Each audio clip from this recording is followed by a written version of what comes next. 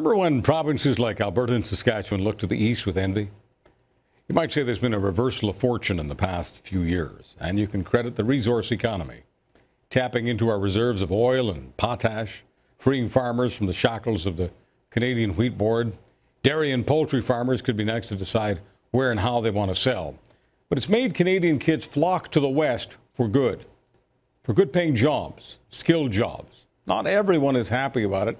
Folks, we have the right to be proud of how our country does business. We're providing vital resources to people around the planet. I don't care if it doesn't happen to fit in with Thomas Mulcair's view of economics. I just know it works.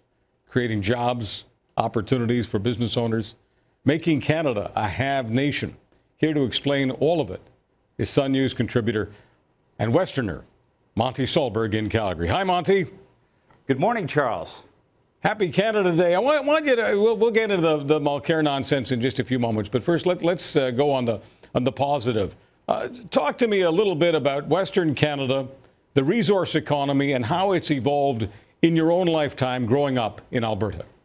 Well, you know what? It's just unbelievable how things have changed in the last, say, 30 years, Charles. I remember, first of all, I grew up in Saskatchewan, and I was there as a youngster and a teenager through some very tough times. Those were days when people were fleeing Saskatchewan. They had an NDP government. You know, the Wheat Board decided everything about how you marketed your crops, and they were tough times in the resource sector. My family and I ended up coming back to Alberta, where we were from originally, right into the jaws of the National Energy Program. Oil prices way down on the ground where, you know, oil companies couldn't make money. We saw thousands of people lose their homes, people flee not only the province but the country. Many people ended up following their oil companies back to the United States. It was a terrible time for, 20 years during that period. But boy, oh boy, have things ever turned around. It's just exciting to be out here now, Charles. It just unreal. In fact, I just have to tell you a little digression. I was fishing with my dad in northern Saskatchewan last week up at a Métis community called Pine House and ran into a young Métis guy who was working at the uranium mine up at Key Lake. He was a technician and doing extraordinarily well. Because of that mine, people there had jobs, and what a great story and an exciting place to be. Let me just ask you this, without getting too deep into the weeds. As far as the government having its mitts on the market economy, would you say that one of the reasons that life is so much better for the resource economy, it's been allowed to breathe, it's been allowed to develop jobs, is because government has taken its hand off the tiller a bit? And would you say that's the case for the world economy in general? Government allowing markets to be markets, is that what has created the gusher, if you will? Well, sure. In a lot of respects. I mean, even if you look at the fact that China has opened up its economy, so you've created way more demand for resources. The same can be said of India and several other of the Asian tiger-type countries. So on the demand side, that has definitely happened. And on the other side, on the supply side, in countries like Canada, frankly, places like Russia, where they've allowed investment to flow in. We no longer have a FIRA like we had under Pierre Trudeau, the Foreign Investment Review Agency that really scrutinizes and turns down all kinds of proposals for foreign investment. We now have a much more open environment when it comes to investment. And remember, the resource sector is capital intensive, which means it needs that outside money in order to be able to create mines and build pipelines and go ahead and explore for oil and gas, those kinds of things. So we need that money. And because that's been allowed to happen, we've seen a boom in the resource sector. All right.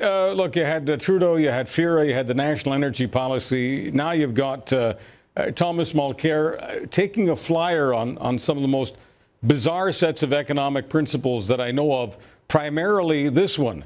Let's make sure that the resource sector makes less money. Let's make sure their profit margins are down, because if that happens and we have less national wealth, our currency will come down, and that'll help some manufacturers in Ontario and Quebec. I mean, it's a suicide, homicide kind of thing that he's doing in terms of economics. I don't understand it. I don't understand the logic of it, only the political logic.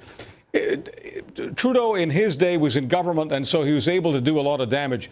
Can you perceive a Mulcair actually getting into power and once in power, having his own Ministry of Finance officials sign off on this kind of homicide-suicide?